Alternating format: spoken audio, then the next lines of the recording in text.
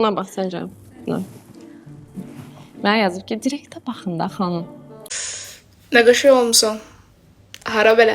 Xanım, sizin valideynləriniz arıdır.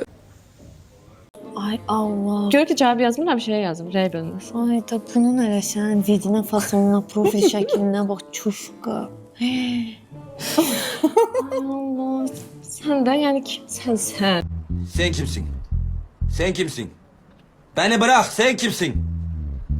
Sen beni bırak, ben seni aradım, sen kimsin? Lan! Ağzını bunu, neredesin lan sen? Bana bak, küfürlü konuşma, senin ağzını burnunu kırarım. Küfrün en büyüğü bende. Ay! Lan! Küfür etme lan! Cesene gün gelene!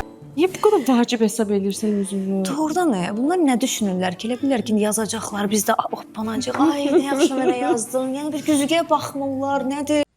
Saçın çekil! Önümden çekil ulan! Kırıldı lan! Allah tükərsin. Ne düşünür bilmirəm, amma insan yaza bilmir. Bildiğin yaza bilmir. Gözlə bir mesajımı oxuyacağım, sən sürükləyim. Hanım, çox gözəlsiniz. Sını yaz. Necə danışır, yazır qız. Allah qorusun sizi. Tanış olmaq olar sizlə. Subayam. Fikrim çox ciddidir. Görüşə bilərik. Deyirəm, nə gic ola sən nə ağıl, çağırasan da bunu görüşə. Ayda, siz zor fikir deyə. Nə? Görüşə çağırmaq. Ciddisən? Valla. Burada şaraqlar qız. Yaxşı da. Bu da var, çağıraq. Ne var? Gözlə nə yazım ona? Ha, gözlə. Yazacağım ki...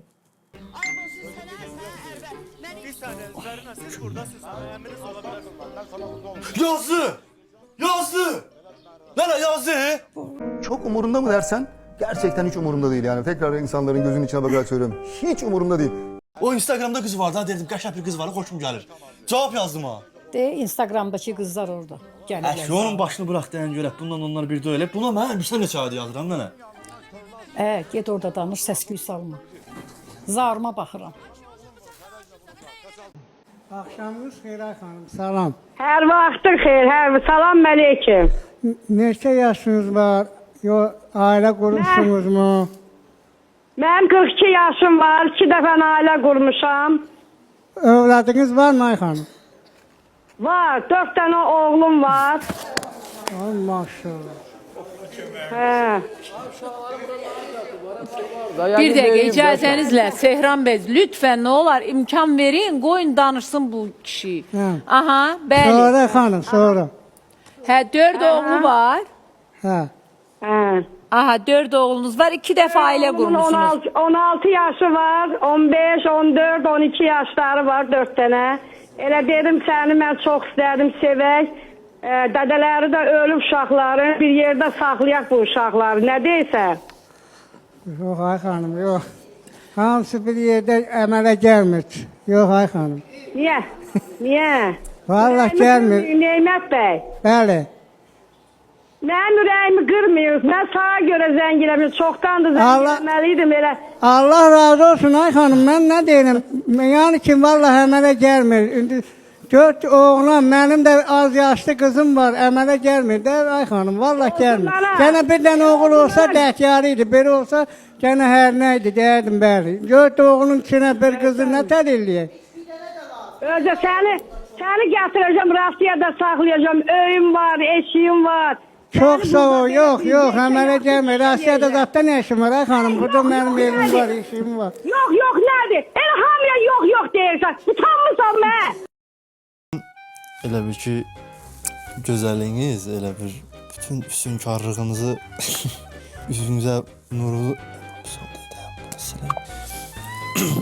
mən özüm baxıram sizin paylaşımlarınıza da. Maşallah görürəm ki, namuslu, qeyrətli bacımız mən özüm baxıram sizin paylaşımlarınıza. Azərbaycanın qeyrətli xanımlarından birisiniz. Maşallah paylaşımlarınız hamısı yerində. Hiss olunur ki, ailə tərbiyəsi görmüş bir xanımsınız. Yox əşi! Biz belə indi çalışıb veririk. Cavab söz verirsin ha. Bizim nəyik? Ay, şey diye bu. Sən hardan bilirsən də mən qeyrət deyirəm.